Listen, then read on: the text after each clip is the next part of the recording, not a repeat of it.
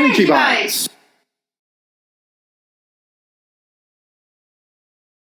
Hi there, this is David Price Francis, EnergyWorlds man, and in today's Energy Bite we're going to be looking at the mystery of the brain and how the brain itself is able to conceive.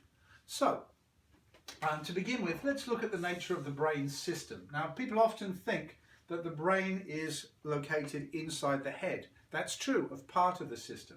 However, the brain's stem continues on down the spine, so we actually have two different natures of energetics condensing into the brain in the head and the brain matter in the spine. Now, I think of this as masculine and feminine. That is, we have a feminine aspect to our brain and our head.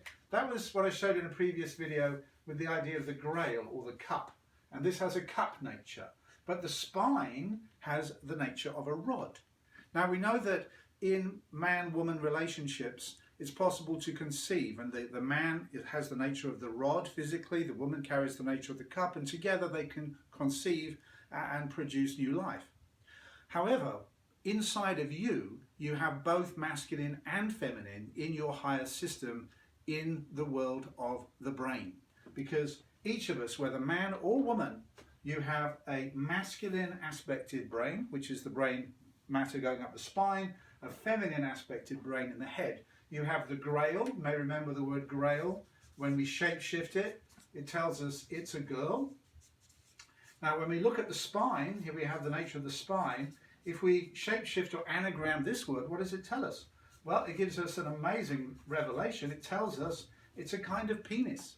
So we actually have a energetic ability here to take energy, and here we can draw a sacrum at the base of the spine, for energy to be transmitted up the rod of the spine and up and into the brain in the head.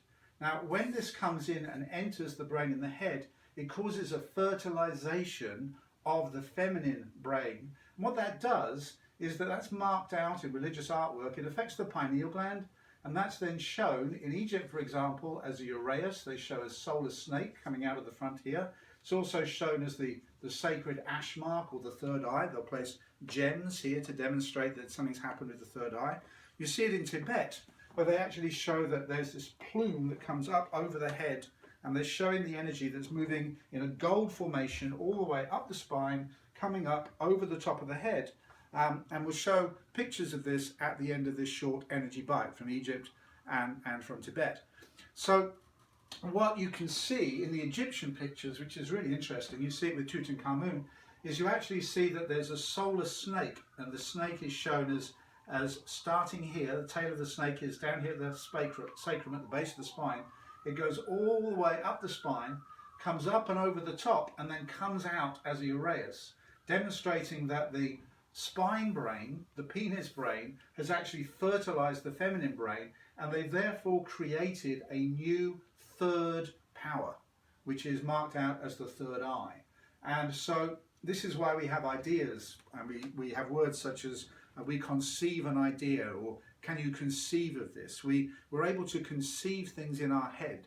Whether or not you're in a relationship with another man, with another woman, you actually have the equipment within yourself to be able to conceive an idea and to give birth from the realms of the mind and the brain. So it's an amazing study, and if you've not thought of it before, you now have two brains, masculine brain and feminine brain, that can interrelate and interact to give birth. And this, of course, is also touching on the mystery of the idea of the rising kundalini that causes an activation in the higher faculties in the brain. So it's a fascinating area. There's much to be discovered. I look forward to seeing you again in another Energy Bite and exploring such matters further. Bye for now. Here is the image of a Tibetan hat, which I mentioned earlier in this presentation. And here is the first image of Tutankhamun's funereal mask, demonstrating the uraeus. And here is the second image of Tutankhamun's funereal mask, also demonstrating the uraeus.